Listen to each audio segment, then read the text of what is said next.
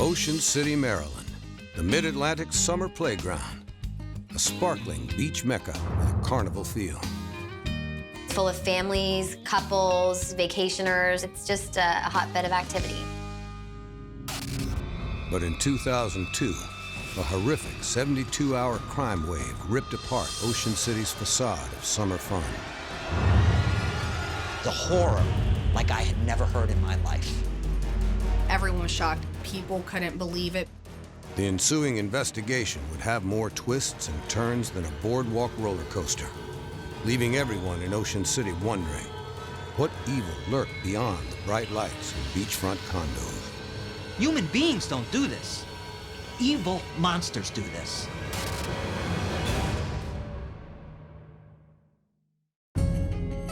Behind closed doors,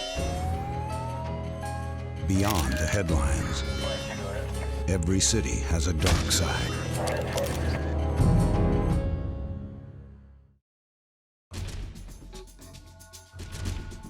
June 3rd, 2002, at a 72-acre landfill just across the Delaware state line, and not far from the beaches of Ocean City, a grisly search begins at dawn. It was 110 degrees, hornets everywhere, and the stench is just unbelievable. Investigators from the Ocean City Police Department have been led here by a woman who claims to be a witness to multiple homicides. I wasn't completely convinced that she was telling us everything she knew. Using a backhoe, police begin to dig for remains. What they uncover is enough to rattle the nerves of even the most hardened law enforcement officer. The first scoop, there's a leg sticking out of the backhoe. They find an arm, they find a hand, they find a torso. The discovery is gruesome, but it's just one small piece in a terrifying puzzle. And when investigators finish putting it together, it will snag 3 seemingly all-American couples in 3 seemingly unrelated crimes. Crimes that would stretch from the landfill in Delaware to the most exclusive beachfront condos in Ocean City. You can't believe it happened in Ocean City, but I think a lot of people can't believe it happened at all. The case was the end of the age of innocence in Ocean City, Maryland.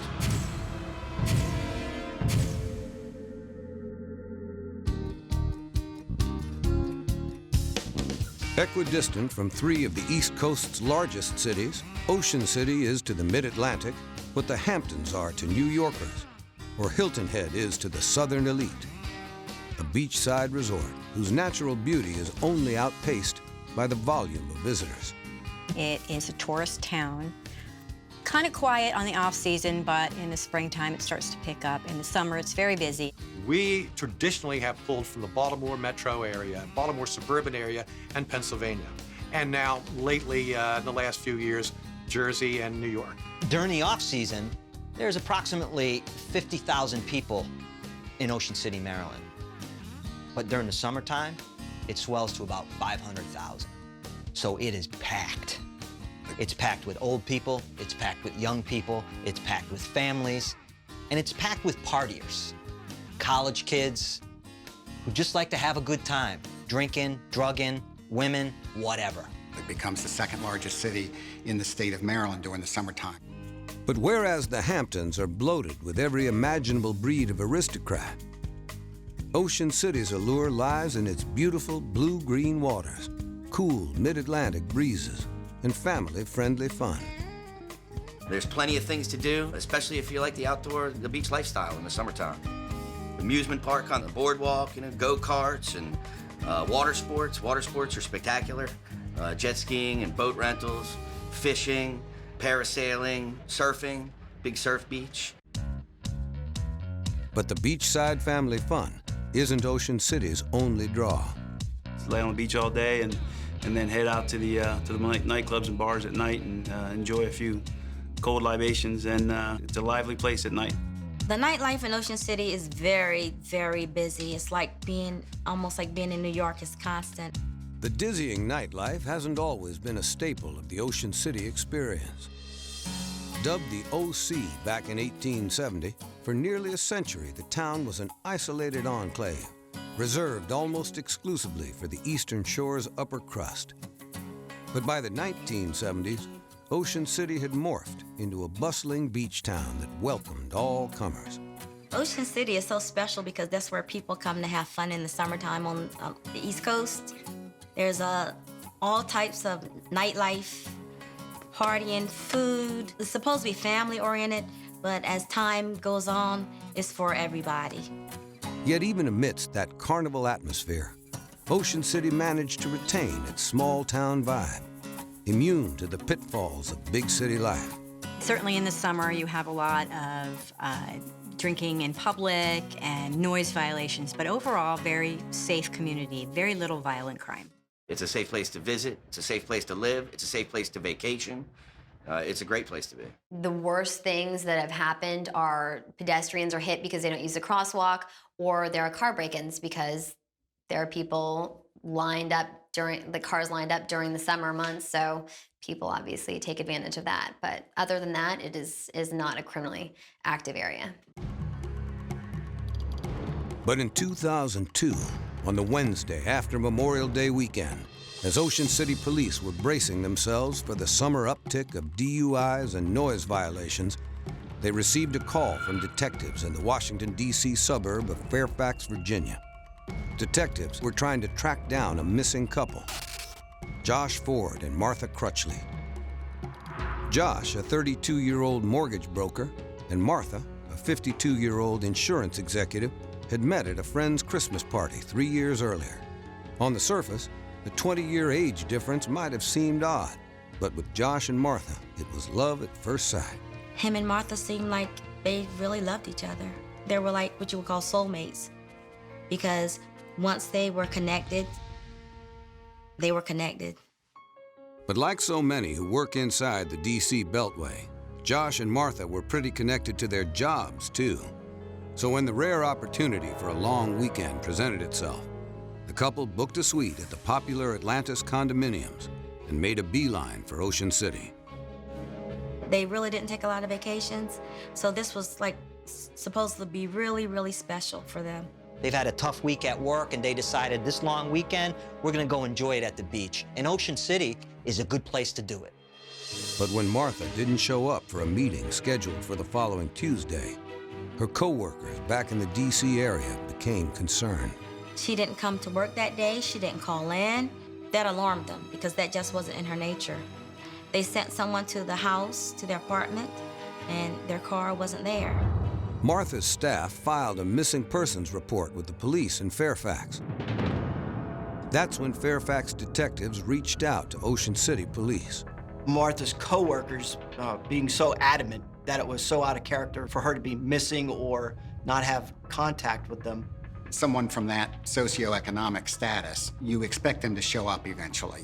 People like that don't usually just go missing. So instead of kicking off the tourist season with the usual public drunkenness citations or run-of-the-mill bar brawls, OCPD dispatched a squad car to the Atlantis condominiums, where Josh and Martha were supposed to be staying. At that point, officers had little reason to suspect Josh and Martha's disappearance was anything out of the ordinary.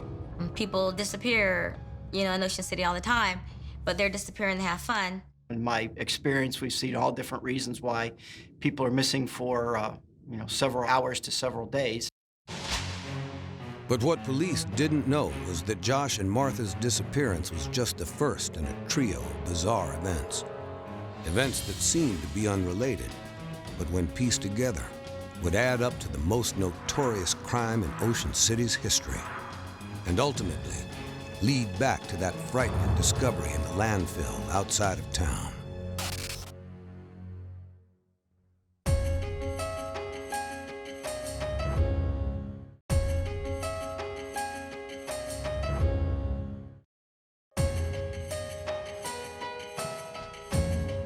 Memorial Day weekend in Ocean City. The amusement park is filling up. Action on the boardwalk is starting to swirl, and the nightclubs are preparing to get their swerve on in anticipation of the first wave of summer tourists. But back in 2002, nobody in Ocean City was prepared for the tidal wave of fear that was about to engulf the town. It started on Wednesday, May 29th. Ocean City Police had received a call from authorities in Fairfax, Virginia, looking for a missing couple who'd reportedly spent the holiday weekend in OC. At first, police weren't overly concerned. With the environment in Ocean City, so many people that are here on vacation in the summer, we deal with a lot of different situations as it comes to missing persons. Still, missing persons calls weren't all that common.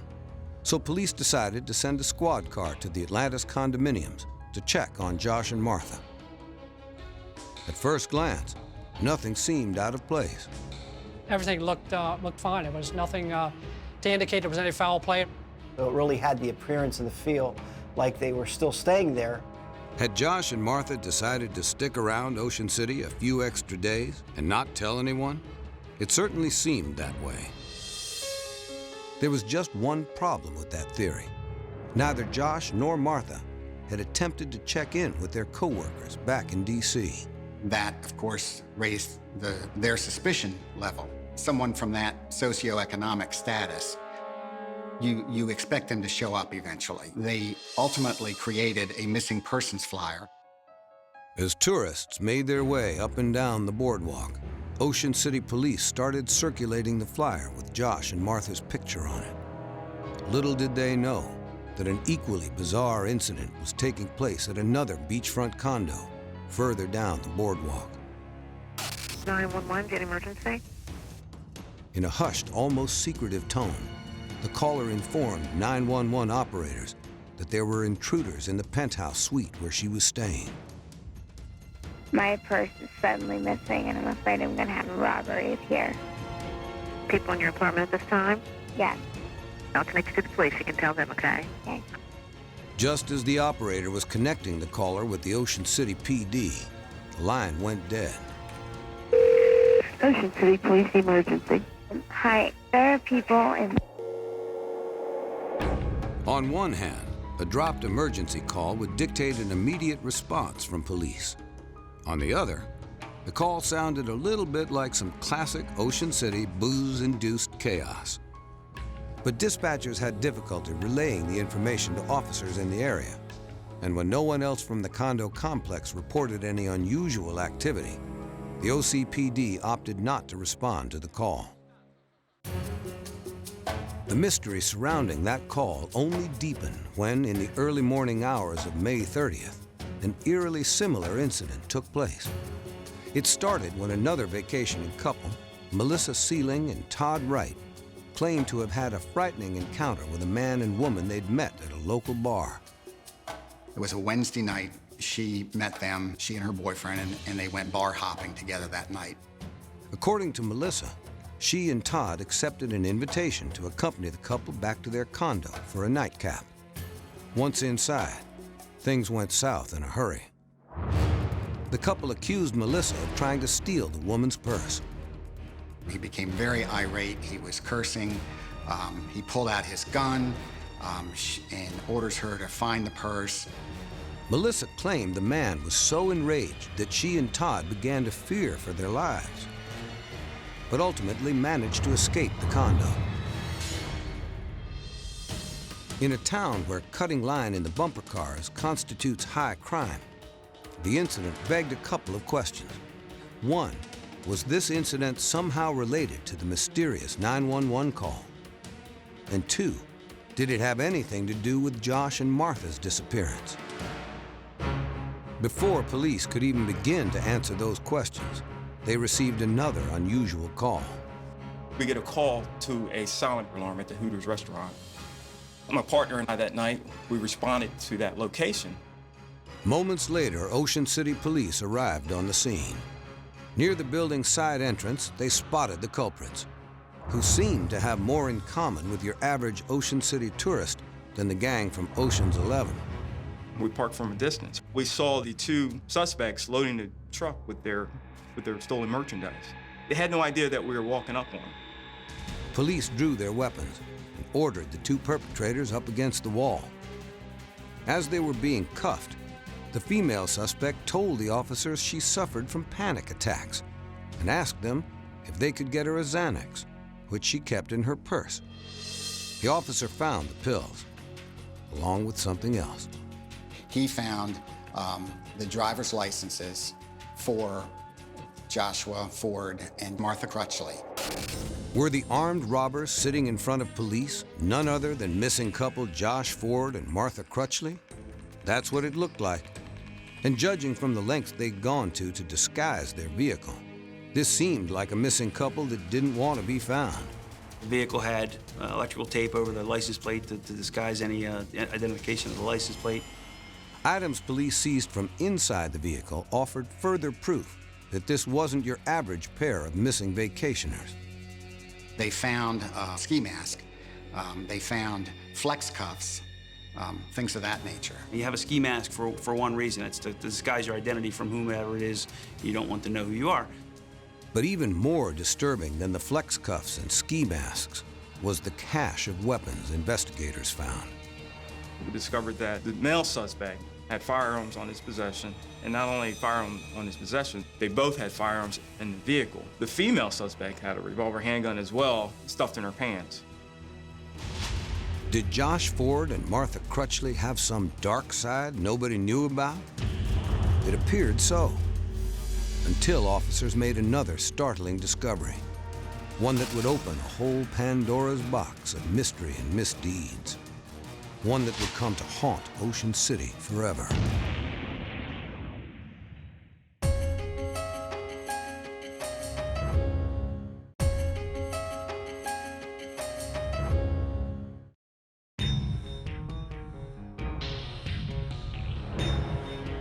For Ocean City Police, the summer of 2002 was shaping up to be one for the record books, and not in a good way. As a citizen and a police officer in the area, I love to see activity and to see everyone having a good time. That's the indication of the beginning of a good summer. But that summer was a different summer. For starters, there had been a mysterious 911 call regarding a possible armed robbery at a beachfront condo. Then, tourist couple Melissa Sealing and Todd Wright had been accused of armed robbery by another vacationing couple and briefly held at gunpoint before escaping. On top of that, a third tourist couple, Josh Ford and Martha Crutchley, had seemingly vanished into thin air. If you're willing to look the other way, it's the kind of thing that could be chalked up to a series of standard-issue party fouls. At least until Ocean City Police responded to an armed robbery at Hooters and caught two would-be thieves red-handed. Thieves who happened to be carrying Josh and Martha's photo IDs. Were these wannabe crooks the missing couple police had been looking for? The perpetrators didn't look much like Josh and Martha, and their getaway car didn't match the description of Josh and Martha's vehicle. When officers removed the duct tape from the license plate and ran a check on the vehicle, they discovered that the couple in custody wasn't Josh and Martha. It was a pair of 23-year-old newlyweds from Altoona, Pennsylvania, BJ and Erika Sifrit. A background check also revealed BJ and Erika weren't your average Ocean City tourists. BJ was a former Navy SEAL, blessed with serious physical and intellectual prowess.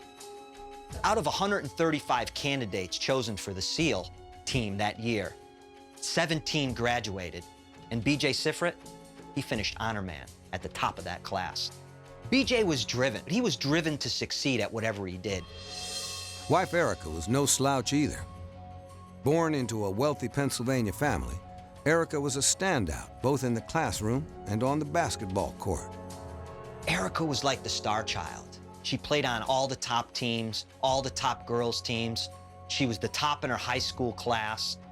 She went to college to play basketball, and she was very successful at it and got good grades. She got a decent education, and her career path at that point was to go into law.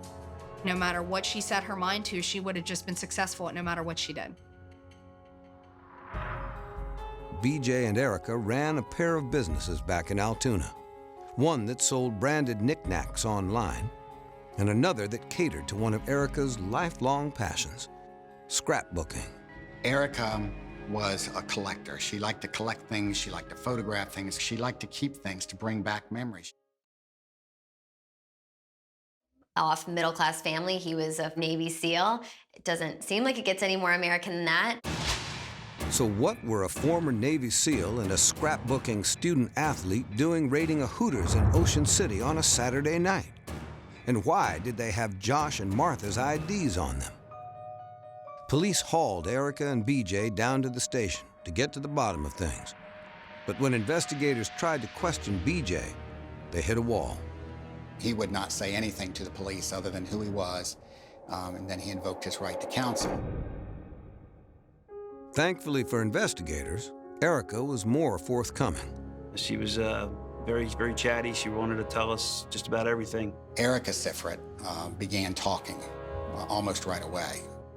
Erika started by explaining what she and BJ were doing in Ocean City. Apparently, the hectic pace of the scrapbooking and online trinket biz had prohibited the couple from ever going on a proper honeymoon. So Erika's father had set them up with a week-long vacation at the penthouse suite in the Rainbow condominiums, right on the beach in Ocean City. It's just sort of a paradise in the middle of nowhere. It is the place to be. It's always full of people. It was a sweet story, but police wanted to know how BJ and Erika came to have Josh and Martha's IDs on them. According to Erika, she and BJ met the couple a few nights earlier while attempting to board a tourist bus headed toward Ocean City's biggest nightclub, Cifrits. BJ and Erika don't have the proper change to get on the bus, so Josh Ford offers to put the proper change into the bus for their fare in exchange for, let's buy us a couple of drinks when we get to the bar, because they're all going to the same local bar, Cifrits. Joshua gives them $1, and they strike up this acquaintance. This kind of thing happens every day in Ocean City where tourists get together. They're in the club, they're drinking, they're partying, they're dancing, they're having a great time. As the night wore on, BJ and Erika decided to invite Josh and Martha back to their condo. It's a suite, we have this big hot tub, we'll get some champagne, some beer. Why end it here? And they say, sure, let's go party. The four of them come back to the condominium and get in the hot tub together.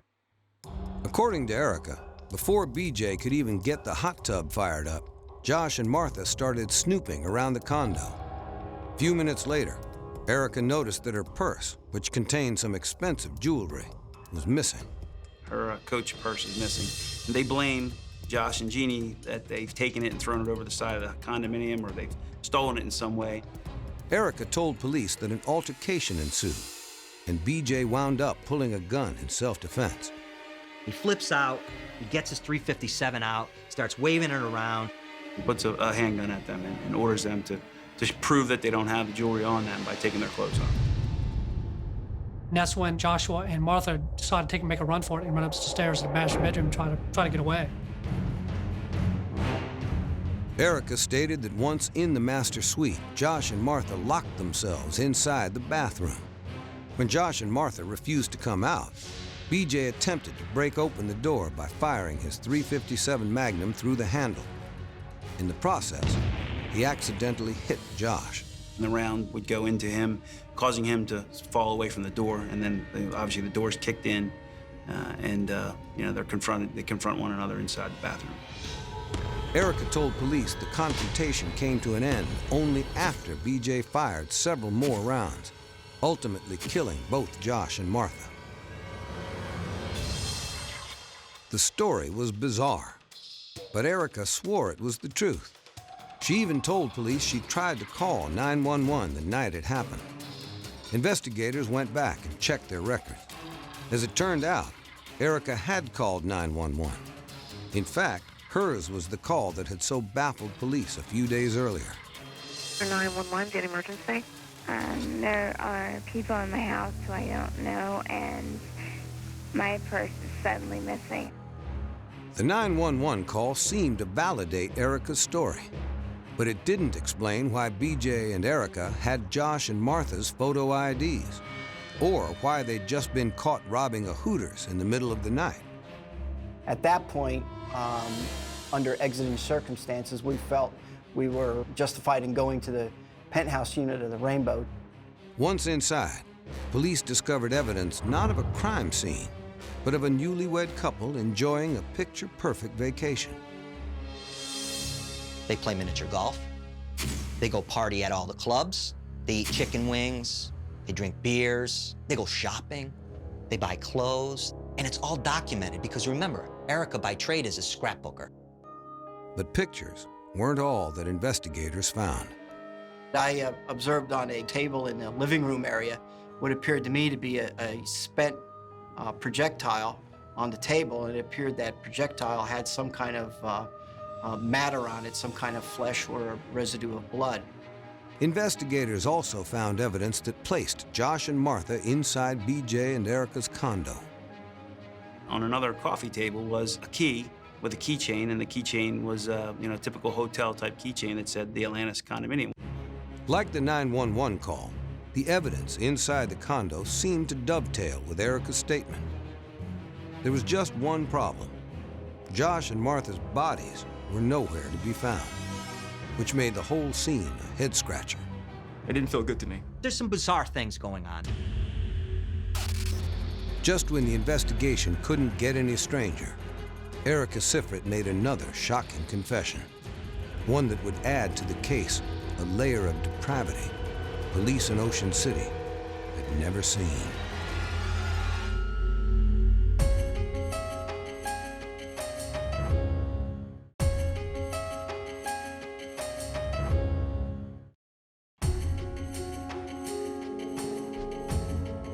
While the frozen daiquiris and innocuous faux tropical beats flowed out of Ocean City's beachside bars, investigators were flowing into the penthouse suite at the Rainbow condominiums, searching for clues about a potentially deadly missing persons case involving two vacationing couples, newlyweds BJ and Erika Sifrit, and May-December lovebirds Josh Ford and Martha Crutchley.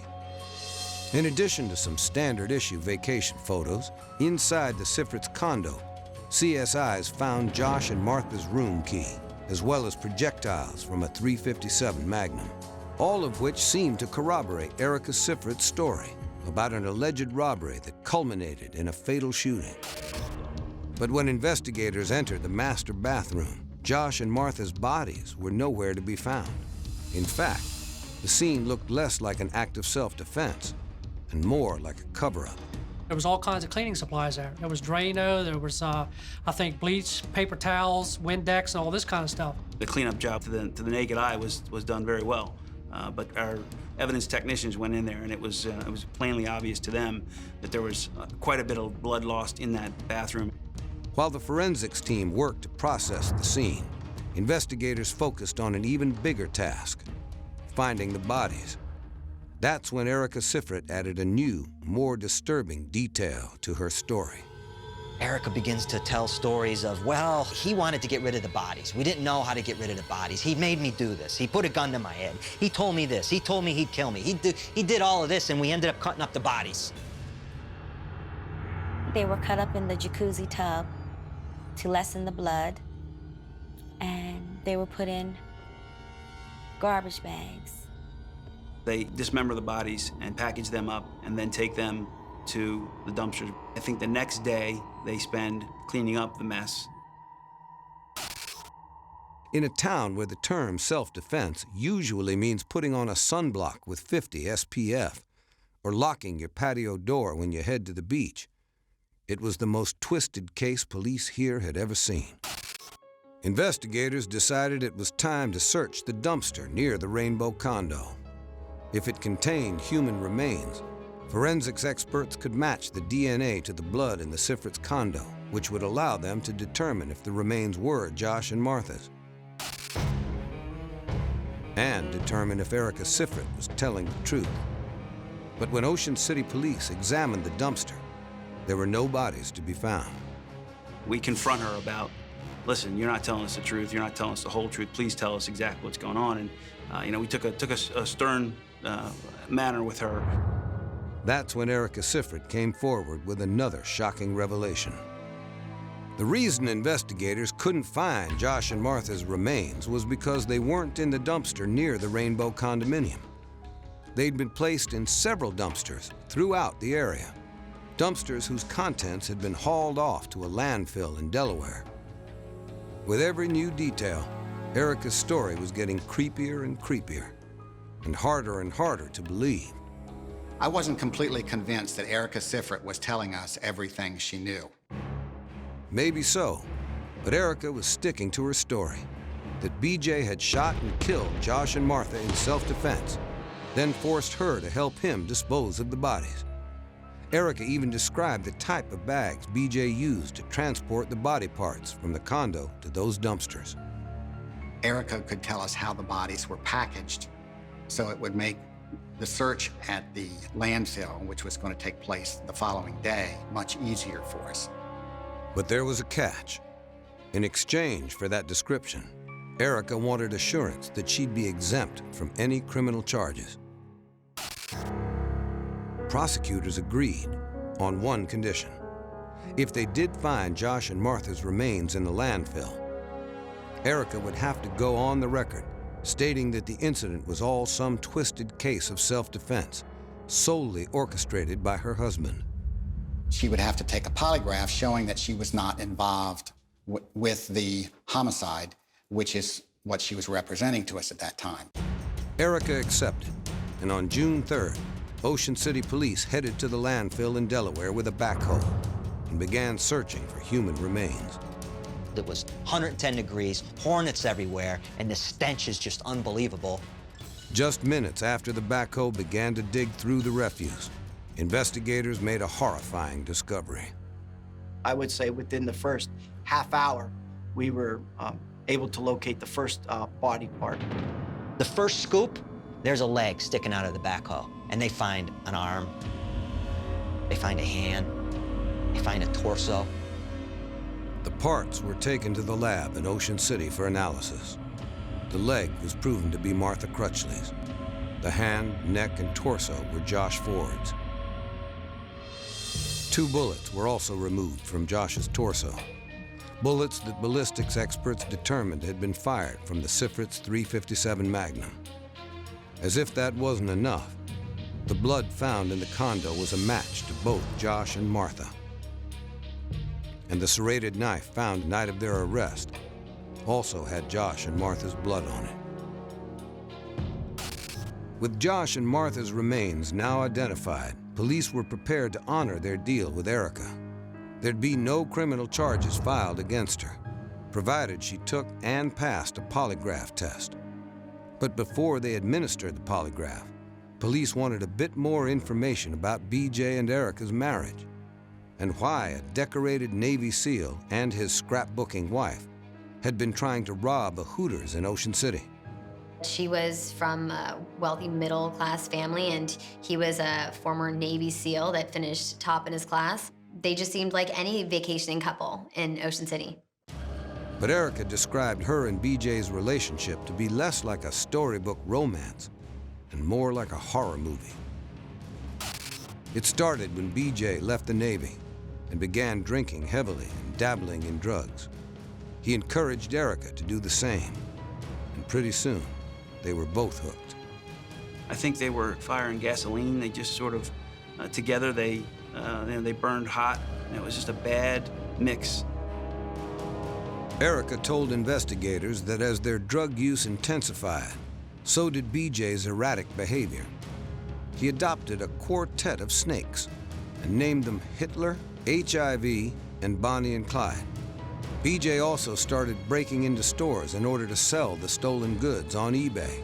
And he is expert at picking locks. He's an expert at getting around security systems. He studies manuals, he studies schematics. But even with BJ's mad thieving skills, he needed an accomplice. So he pressured Erika into joining him on his crime spree, which, for some strange reason, always targeted Hooters. They start to rob Hooters all over Pennsylvania, Ohio, New Jersey, Maryland.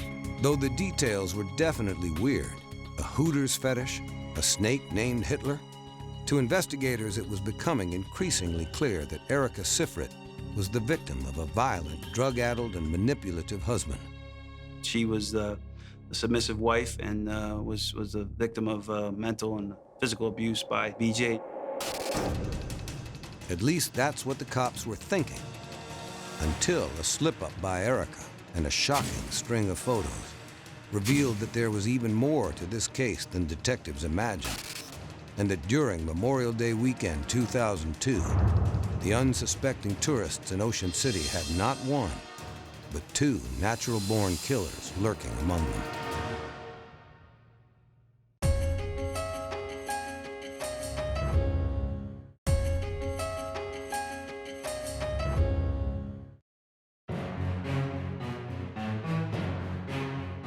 As picturesque as its beaches might be, Ocean City is not exactly a quiet place.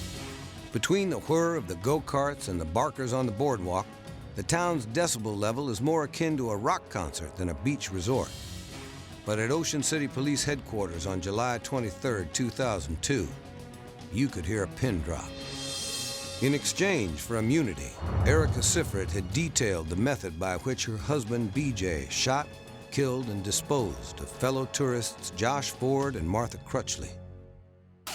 And in an interview with police just prior to her polygraph, Erika painted a terrifying portrait of her own life with her drugged-out husband, who had allegedly coerced her into committing a string of robberies with him. She initially tells us, that her husband's behind it all, and she's just sort of following along with her husband, the dutiful, wife, doing what he asks, what he tells her. During the interview, Erika revealed another, even more terrifying detail. That in addition to the robberies, BJ had wanted to kill someone, anyone, while he was in Ocean City. There's nothing more sociopathic in this crime, or in murder in general, than to do it for no reason at all than the thrill. For investigators, this revelation helped fill in the last piece of the puzzle.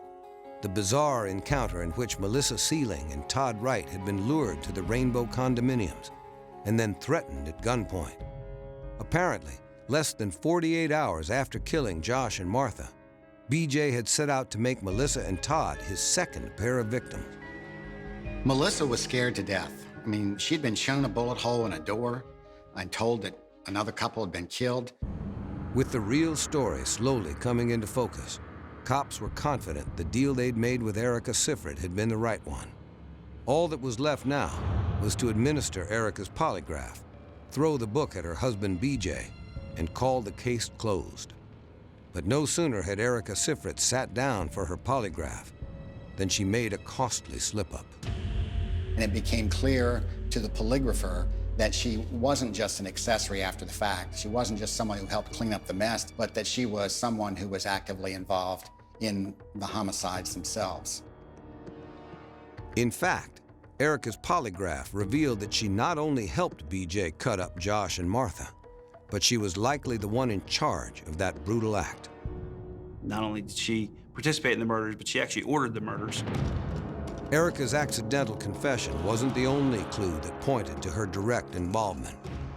As they pored over her belongings, investigators came across another disturbing piece of evidence. On a necklace, she had the ring that had been removed from Joshua Ford's finger, and that did have Joshua Ford's blood in it, as DNA proved that it was his blood. Detectives also noticed Josh's ring around Erika's neck in nearly every picture she and BJ had taken while they were in Ocean City. After they had murdered Martha and Joshua, they continued their vacation. The murder was treated as another event that you would put in a scrapbook. It was as if this was part of the vacation. They did not look like a couple who had just committed a murder. She's going from one bar to another bar to a nightclub. They photographed everything they did, and in every picture, she is just having the time of her life. Not only were the pictures proof that Erika was actively involved in the slayings, they shattered any lingering notion that Josh and Martha's death was anything other than cold-blooded murder. In all of those pictures, they're smiling. They're having a grand old time after committing 2 murders and cutting up the bodies. This was gruesome. These people are monsters. Human beings don't do this. Evil monsters do this. As for prosecutors, the photos were the final piece of evidence they needed in order to charge both BJ and Erika. Erika's immunity deal be damned. She has incriminated herself and acknowledged that she is that deeply involved in the homicides. That was the end of our cooperation with her. Ultimately, the grand jury in Ocean City slapped BJ and Erika Cifrit with 2 counts of first-degree murder, as well as a slew of burglary, assault, and weapons charges. Word that a seemingly all-American couple had come to Ocean City to fulfill some sick criminal fantasy hit the town with the gale force of a hurricane. Anytime there's one murder, a double murder, but then we also had dismemberment here in a town that has very little violent crime, it did rock the community. On March 31st, 2003, in the D.C. suburb of Rockville, BJ Cifrit's trial began. Prosecutors opened by stepping jurors through the ghastly mountain of evidence. Then they started in on BJ, who they asserted was a washed-out Navy SEAL whose thirst for violence had culminated in murder. There was just one problem. The main source of details about BJ was his wife, Erika. She had already proven herself to be less than truthful. It was a much more circumstantial case against him. There was no evidence against him, really, other than his wife and what she told police. There was no evidence against this guy. A fact that the defense hammered away at. They asserted the evidence connecting the Cifrits to the crime, the knife, the bloody ring, the .357 Magnum, all belonged to Erika, not BJ. To counter that argument, prosecutors called Melissa Sealing to the stand. Melissa testified about her harrowing encounter at the Cifrits' condo just a few days after Josh and Martha had been killed. According to Melissa, BJ was clearly the one calling the shots. And in a chilling new detail, Melissa told the court the only reason BJ let her and Todd Wright leave the condo that night was because BJ and Erika had to check out the next morning. They didn't think they'd have enough time to clean it up because it was Friday night. They had to be out of the condo by Saturday. Melissa Sealing's testimony seemed to shift momentum in the prosecution's favor. That's when the defense called their star witness to the stand, one who previously hadn't said a word, BJ Cifrit. On the stand, BJ told the court that it was Erika and Erika alone who had committed the crime. He left the bar before anybody else, walked back to the condo, and he couldn't get into the condo because she had the keys, so he slept in the car. And all of a sudden, in the middle of the night, she's rapping on the window, "You gotta help me, you gotta help me, you gotta help me, I just killed 2 people." That's his story. He admitted that he did help dismember the bodies and get rid of the evidence because he wanted to protect his wife, but maintained that he had nothing to do with the homicides. It was hard to see the rough-and-tumble ex-Navy SEAL as an innocent bystander in this case, but the jury must have. They found BJ Cifrit not guilty of the first-degree murder of Josh Ford, and only found him guilty of second-degree murder in Martha's case. BJ was sentenced to 30 years in prison, with the possibility of parole. It was incredible. People were outraged. I was just shocked. Everyone was shocked. People couldn't believe it. Luckily for folks in Ocean City, there'd be another chance to see justice served. 3 months later, the state versus Erika Cifrit got underway in Frederick, Maryland.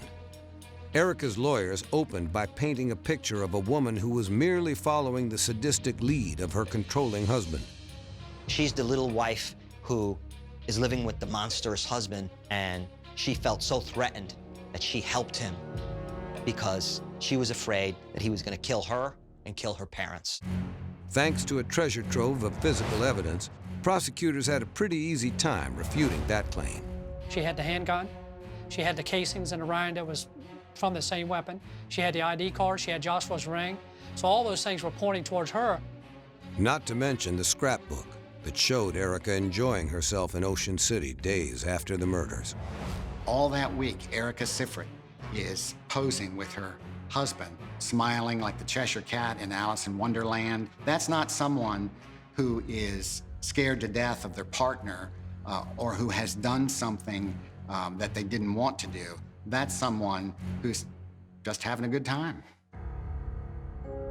It took the jury just 4 hours to come back with a verdict. They found Erika Cifrit guilty of the murders of both Josh Ford and Martha Crutchley. The judge sentenced her to life, plus 20 years. She was basically given the maximum penalty. And with any luck, she won't see the outside of the jail anytime in her natural life.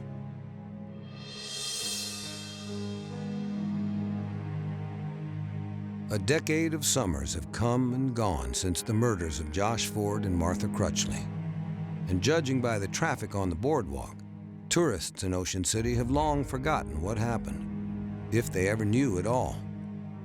But for locals, no amount of cotton candy, warm summer breezes, or bustling boardwalk action will erase the evil that was wrought when BJ and Erika Sifrit took their one, and thankfully only, vacation in Ocean City. Together, you have a wick, you have a stick of dynamite, and once that is put together and it's lit, watch out. The two of them together just fuel off each other, and you have this explosion of what? In this case, brutality.